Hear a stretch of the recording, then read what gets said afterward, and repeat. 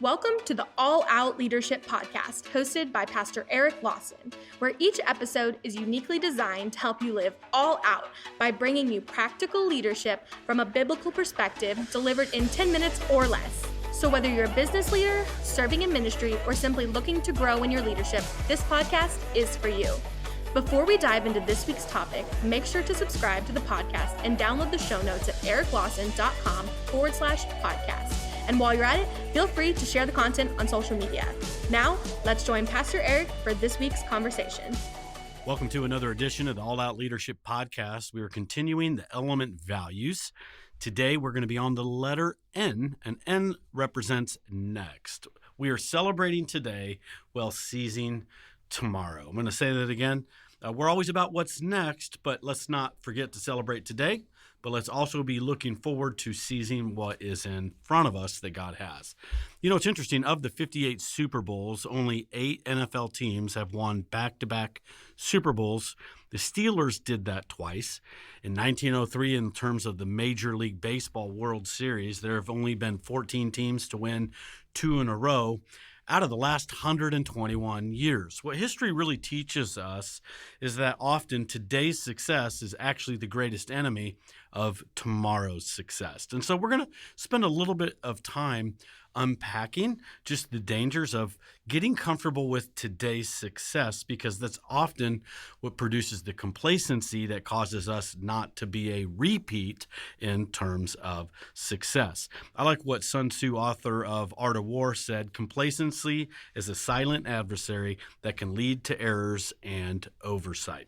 So let's look at why that complacency can truly kill our future success. Number one, we slowly stop doing things that brought us success in the first place. You've heard the statement that what got you here won't get you there. True. But if you stop doing what got you here, you won't stay here either. And so there's an element of, there's the foundational principles of success. And the teams that continually practice those line drills and those rehearsals over and over and over, they're the ones that are building on that foundation for future success. But if we stop doing the basics well, we stop doing customer service well, we stop returning the phone calls, we stop replying promptly to emails, we stop smiling when we talk to our customers, over time, it's those little things that got us here that if we aren't careful, we'll lose it, and we'll end up losing where we're currently at, let alone forfeit our future success. Success is building on the foundation of what got you here. And we see this in all the books like Good to Great and How the Mighty Fall. We also see this spiritually in somebody's own walk with God. John 15 talks about, Jesus said, if you abide in me and I in you, as a branch cannot bear fruit of itself unless it abides in the vine, neither can you unless you abide in me. Jesus, who is the true vine from which we draw all of our strength, all of our success. We draw it all from him. And so the point is, the moment we stop abiding in him, we slowly begin to wither and die. When we stop abiding in those things, those principles, those practices, those disciplines that got us here, we won't stay here. God gave the Israelites manna, and they were only to pick up that manna every day. On the day before the Sabbath, Shabbat, they could pick up 2 days worth, because by the afternoon it had evaporated. And there's the spiritual principle of man doesn't live by bread alone, but by every word that proceeds out of the mouth of God. And because we need a fresh word from God every day, we can't live on the word that we got yesterday. We begin to slowly wither and die when we stop gathering fresh manna for today. It's the same thing in your marriage. Your marriage, hits an anniversary, a milestone. You're like, great, we just celebrated 10 years. Awesome. But don't stop doing what got you there. Don't stop dating. Don't stop sending flowers. Don't stop making time for one another. And don't stop making sure that each other's first, and start giving each other leftovers because you want to hit anniversary number 20. We see this even inside of like our physical fitness goals. You reach a certain weight, and this is probably one of the hardest areas. You hit a certain weight goal, you lose a certain amount of weight, or you get in a certain physical status and condition. Well, you have to keep doing what you did to get there. It's not like, woo, I got there, let's go celebrate with a box of donuts, because you're gonna just fall right off the physical fitness train.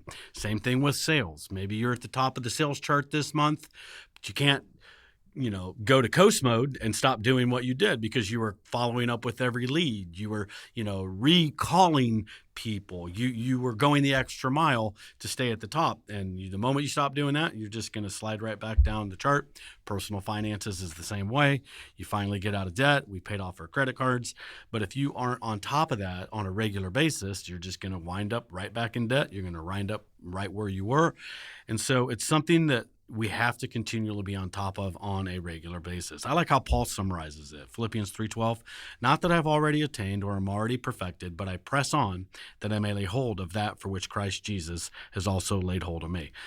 Take time, celebrate your success, celebrate your win, but go on to what Paul's attitude is, and that is, okay, God, thank you for today's success. Thank you. But tomorrow's a new day. And I'm going to celebrate today, but when I get up in that morning, I'm going to get back up and start doing what I need to do for whatever it is you have ahead for me. Thank you for joining us on the All Out Leadership Podcast. We hope you gained new biblical insight that challenged you to grow in your leadership. If you've enjoyed this week's episode, we would love your help in getting the content out farther. You can help by subscribing to the podcast at ericlawson.com/podcast and telling others about it. Next week, Pastor Eric will be back with another episode. So until then, we hope you have a great week being an all-out leader.